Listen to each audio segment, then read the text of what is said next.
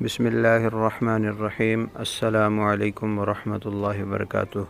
امید کرتا ہوں کہ آپ سب اللہ کے رحمت سے خیریت سے ہوں گے۔ اللہ تعالیٰ آپ کے تمام جائز اور نیک حاجات کو قبول فرمائے۔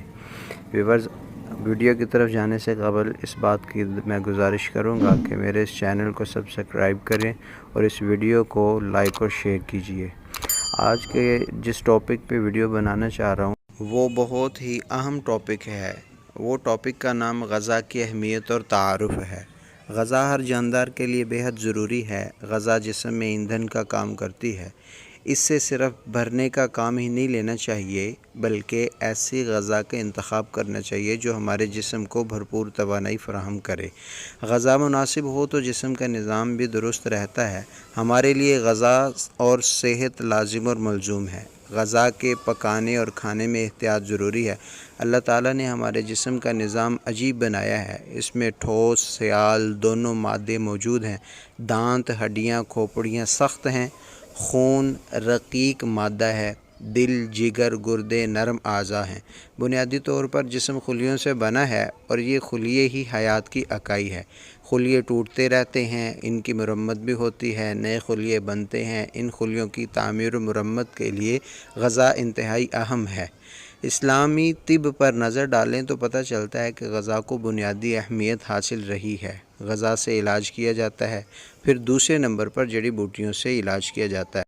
چنانچہ حدیث میں آتا ہے، رسول کریم صلی اللہ علیہ وسلم کے پاس اس وقت مدینہ منورہ کے اندر ایک طبیب آیا اور کہا کہ ہمارے پاس کوئی مریض نہیں آتا، ہم بیکار بیٹھے رہتے ہیں۔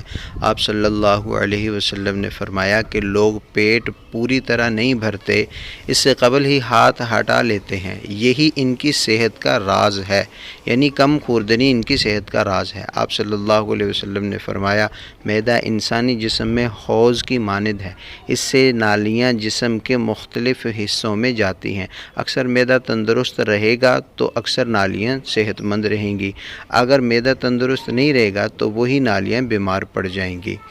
طب جدید نے اسلام کے سینکڑوں برس پہلے کی گئی ان باتوں کو 100% درست قرار دیا ہے کہ آج کے ڈاکٹر بھی غذا کو صحت کے لیے مفید قرار دیتے ہیں۔ چنانچہ بقرات نے بھی بیماریوں کے علاج کو غذا سے ٹھیک کرنے کی تلقین کی ہے۔ ایک کہاوت کے مطابق موت کے 10 اسباب ہیں جن میں سے 6 غذا سے تعلق رکھتے ہیں۔ لوگ متوازن غذا سادہ کھاتے رہیں گے، وہ لمبی اور صحت مند زندگی پاتے رہیں گے۔ لہسن اور پیاز زمانہ قدیم سے غذا کا جز رہے ہیں۔ اہرام مصر کی تعمیر کے زمانے میں مزدوروں کو خاص طور پر لہسن اور پیاز کھلائی جاتی تھی تاکہ وہ تندرست اور توانا رہیں اور خوب کام کر سکیں۔ اگلی ویڈیو میں انشاءاللہ لہسن اور پیاز کے متعلق کچھ گزارشات لے کر حاضر ہوں گا جو ہماری صحت کے حوالے سے ہوں گی۔ آج کے لیے اتنا کافی ہے اور اجازت دیجیے، اور آخر میں میرے چینل کو سبسکرائب کیجیے، اس ویڈیو کو لائک اور شیئر کیجیے۔ اللہ حافظ۔